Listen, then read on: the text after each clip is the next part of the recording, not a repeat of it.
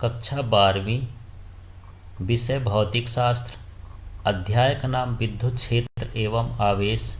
आज हम इसमें एक वाक्य में उत्तर उसके प्रश्नों पर चर्चा करते हैं। तो सबसे पहले प्रश्न देखते हैं, परमाणु विद्युत रूपेण उदासीन होता है क्यों? क्योंकि परमाणु में इलेक्ट्रॉनों की संख्या और प्रोटॉनों की संख्या बराबर होती है, अर्थात धनावेश और ऋणावेश का मान बराबर होता है, इसलिए उदासीन होते हैं। दूसरा क्वेश्चन है, विद्युत बल रेखा से विद्युत क्षेत्र की दिशा किस प्रकार ज्ञात करते हैं? तो विद्युत बल रेखा के किसी बिंदु पर स्पर्श रेखा खींचते हैं तो स्पर्श रेखा की दिशा ही विद्युत क्षेत्र की दिशा होती है। अब इसका तीसरा अगला क्वेश्चन देखते हैं, Q ग्रेटर देन 0 के लिए विद्युत बल रेखा बनाइए। तो Q ग्रेटर देन 0 का मतलब होता है धनावेश, और धनावेश के लिए इस तरह से बनेगा। यहाँ पर एक हम यहाँ पर धनावेश रख देंगे, और धनावेश रखने पर इसमें जो विद्युत बल रेखाएं होंगी वो कहाँ की ओर जाएंगी? इसके लंबवत बाहर की ओर जाती हैं। इसके बाद इसका अगला क्वेश्चन देखते हैं, Q1 Q2 ग्रेटर देन 0। इसका मतलब ये दोनों सजातीय आवेश हैं। यहाँ समझना है कि यदि ये माइनस है और ये भी माइनस है तो माइनस माइनस होके प्लस ही हो जाएगा, तो Q का मान 0 हो जाएगा, और यदि प्लस है तब भी इसका मान गुणा होके प्लस ही हो जाएगा, तब भी ग्रेटर देन 0 है। तो इसके लिए समझ लेना है कि ये सजातीय आवेश हैं। तो इसमें विद्युत बल रेखा ऐसे बनाएंगे कि लगे कि एक दूसरे को प्रतिकर्षित करती हैं। तो इस तरह से दोनों आवेश यहाँ प्लस प्लस रख लिए हैं और यहाँ से विद्युत बल रेखा बना रहे हैं। इसमें तीर हमको ऊपर की ओर लगाना है। चाहे तो दूसरा चित्र भी बना सकते हैं, माइनस भी लगा सकते हैं, यहाँ भी माइनस लगा सकते हैं, तब भी प्रतिकर्षण होगा। अंतर ये रहेगा कि जो ये हम एरो बना रहे हैं ये फिर अंदर की ओर होगा, क्योंकि ये जो विद्युत बल रेखाएं होती हैं वो ऋणावेश में प्रवेश करती हैं। आगे का क्वेश्चन देख लेते हैं। इसमें विद्युत बल रेखाएं खुला वक्र क्यों बनाती हैं? इसका कारण है क्योंकि ये धनावेश से प्रारंभ होती हैं और ऋणावेश पर समाप्त हो जाती हैं, इसलिए खुला वक्र बनाती हैं। अगला देख लेते हैं, वैद्युत द्विध्रुव आघूर्ण का विमीय सूत्र एवं एसआई मात्रक लिखिए।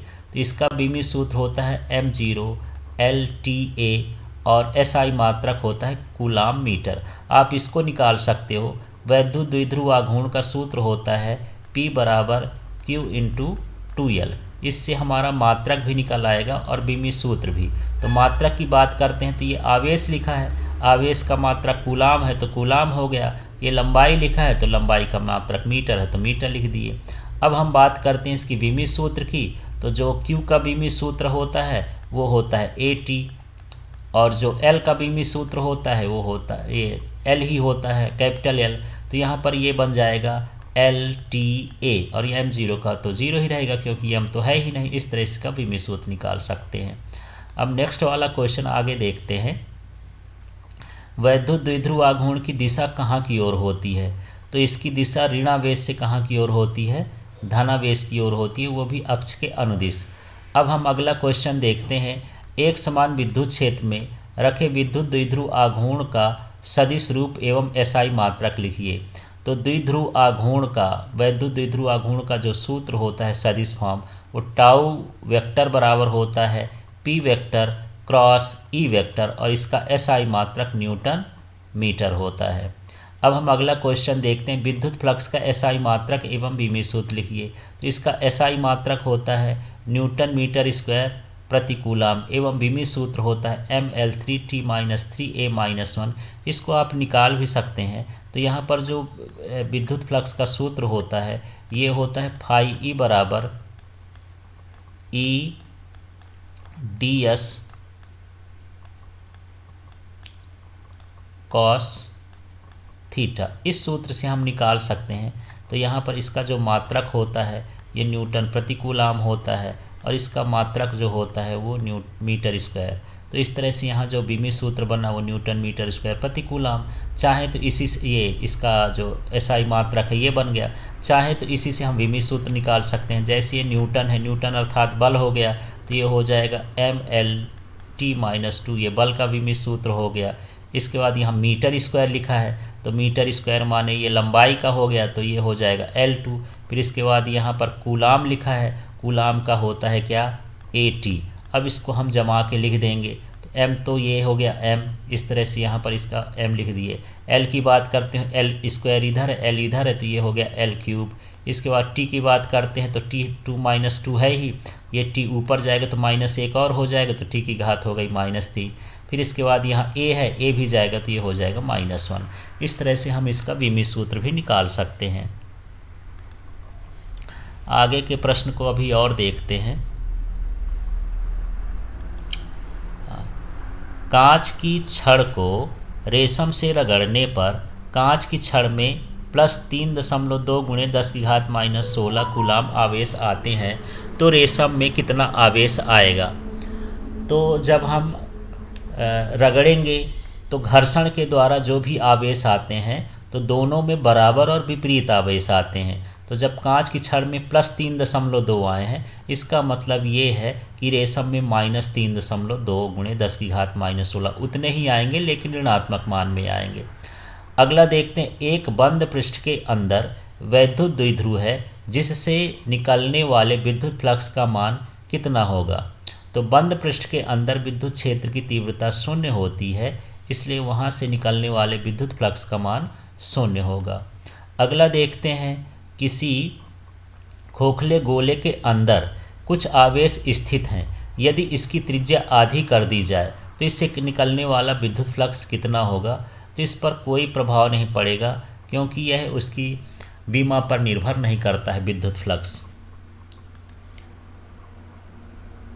इसके बाद हम अगला क्वेश्चन देखते हैं। इसमें दो बिंदु आवेशों के बीच की दूरी आधी कर दी जाए तो उनके बीच लगने वाले बल पर क्या प्रभाव पड़ेगा। तो सीधा है, बल का हम सूत्र पढ़ चुके हैं। ये जो हमारा सूत्र होता है बल का 1/4πε0, और ये होता है Q1 और Q2/r²। तो यहाँ r को आधा करना है, तो इसका मतलब इसका हम स्क्वायर कर देंगे इसका। तो जब हम स्क्वायर करेंगे तो 2 का भी स्क्वायर होगा और 2 का स्क्वायर ऊपर चला जाएगा, तो कितना आ जाएगा 4, अर्थात जो बल है वह 4 गुना बढ़ जाएगा। अब अगला क्वेश्चन देखते हैं, किस प्रकार के आवेश समूह के लिए विद्युत क्षेत्र की तीव्रता दूरी के व्युत्क्रमानुपाती होती है। तो जो आवेशित तार है उसकी विद्युत क्षेत्र की तीव्रता ये होती E = λ/2πε0 और r रहता है। तो जो इसका संबंध है E का, ये इस तरह से है, इसका व्युत्क्रमानुपाती 1/r। तो इसलिए आवेशित तार के लिए विद्युत क्षेत्र की तीव्रता दूरी के व्युत्क्रमानुपाती होती है। अगला क्वेश्चन देखते हैं, एक वैद्युत द्विध्रुव को एक समान विद्युत क्षेत्र में रखा जाता है, इस पर कितना बल लगेगा। तो एक समान विद्युत क्षेत्र में रखने पर बल का मान 0 होगा, क्योंकि एक समान विद्युत क्षेत्र में केवल बल आघूर्ण लगता है। यदि असमान विद्युत क्षेत्र हो तो बल भी लगता है, बल आघूर्ण। लेकिन यहाँ कौन सा विद्युत क्षेत्र दिया, एक समान। तो एक समान विद्युत क्षेत्र में लगने वाले बल का मान 0 होगा। तो इस तरह से यहाँ बल का मान 0 है। अब अगला क्वेश्चन देखते हैं। इसमें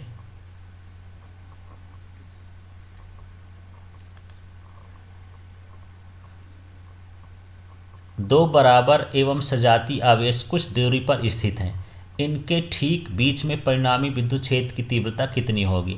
परिणामी विद्युत क्षेत्र की तीव्रता 0 होगी, क्योंकि दोनों विद्युत क्षेत्र एक दूसरे के बराबर और विपरीत होंगे, क्योंकि वैद्युत द्विध्रुव में प्लस एक सिरे में आवेश रहता है, दूसरे सिरे में माइनस रहता है।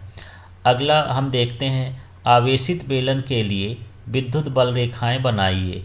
तो आवेशित बेलन के लिए इस तरह से एक बेलन बना लेना है, और यहाँ पर जो ये कर्व सतह है इसमें ये सीधा सीधा लंबवत इसके बाहर की ओर जाएंगी, और इधर जो ऊपरी सतह है आधार का, और ये इसमें से भी इस तरह से हमको विद्युत बल रेखा बना देना है। अगला देखते हैं, एक समान विद्युत क्षेत्र में बल रेखाएं बनाइए। तो एक समान विद्युत क्षेत्र में बल रेखाएं समांतर होती हैं, समांतर बना देना है। फिर वैद्युत द्विध्रुव Q1 Q2 <0, अर्थात ये विजातीय आवेशों के लिए विद्युत बल रेखा एक प्लस आवेश एक माइनस आवेश है, तो यहाँ प्लस से निकलते हुए माइनस की ओर ये जाता है। तो इसमें इस तरह से एरो बनाने देना, प्लस से कहाँ की ओर, माइनस की ओर, इस तरह से। Thank you.